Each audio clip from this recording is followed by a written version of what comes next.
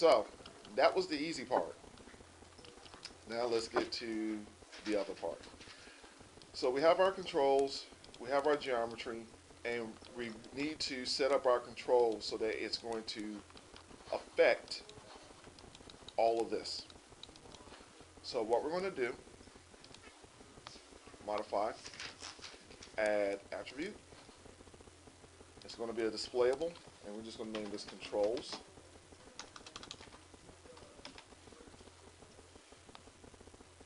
And that's just going to be a float displayable. And now what we're going to do is create a control for our, let's name this look.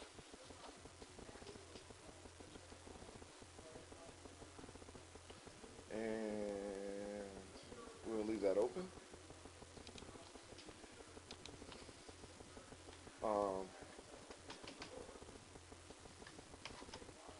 Torso.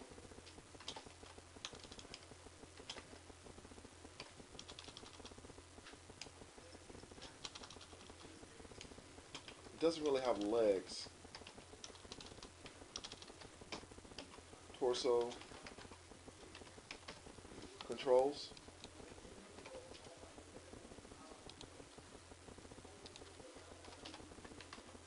Lower controls.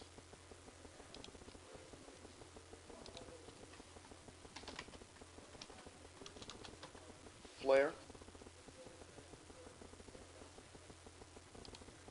And I actually want to take a step back because I don't like the way that looked.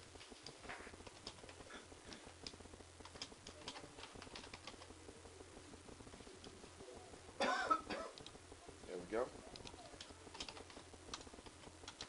Flare.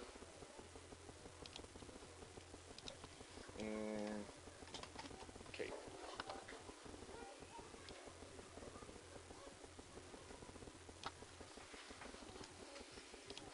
Now, to get this to work, we're going to use something called a set-driven key. Well, actually, before that, we're going to use no, I take that back. We're going to use connection. We're going to use the connection editor again, except for the cape control, which is going to be a little bit different. All right. So here, this is my twist.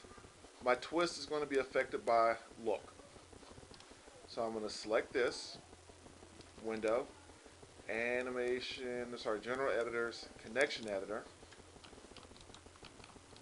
We're going to select our twist, reload right, and what I want on the twist is my start angle. Actually, I want the end angle. I don't want the start angle. I want the end angle. And what we're going to do is go to look, and we're going to go and look for the end angle,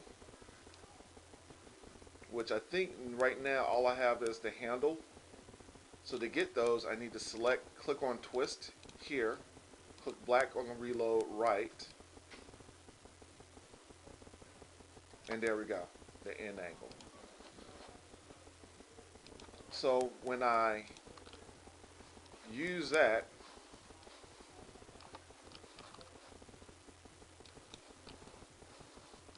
I have my control to use.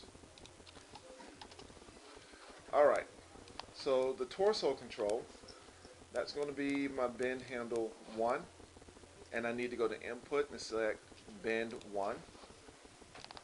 Click on reload right, and my torso control, and we're going to look for curvature right there. I'm going to connect that, and when I click on it,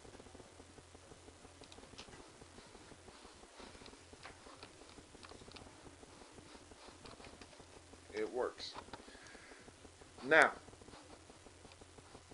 we're going to select our other bend control, and we're going to go to inputs bend 2 so we can get that actual input, reload right, lower control, curvature, and then we can test it.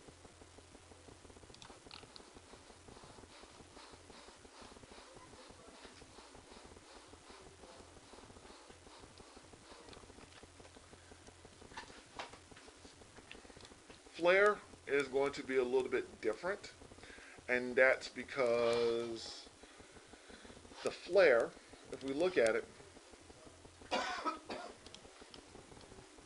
you have your start flare, you have your end flare, and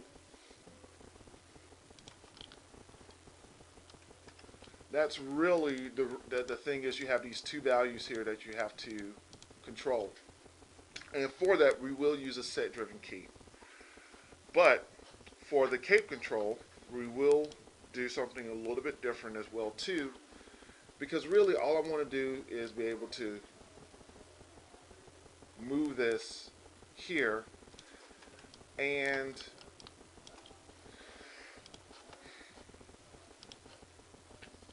that's what we're going to do. So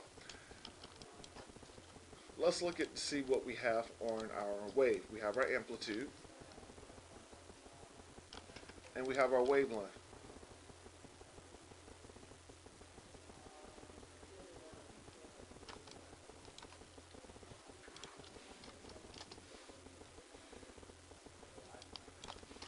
So what I will do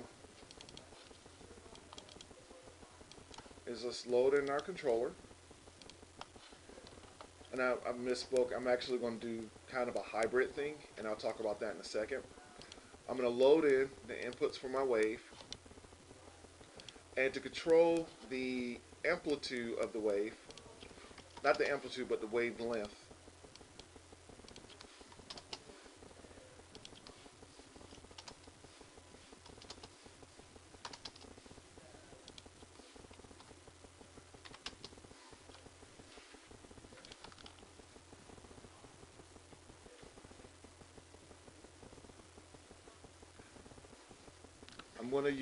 I'm going to connect cap, which should be cape, to the actual wavelength.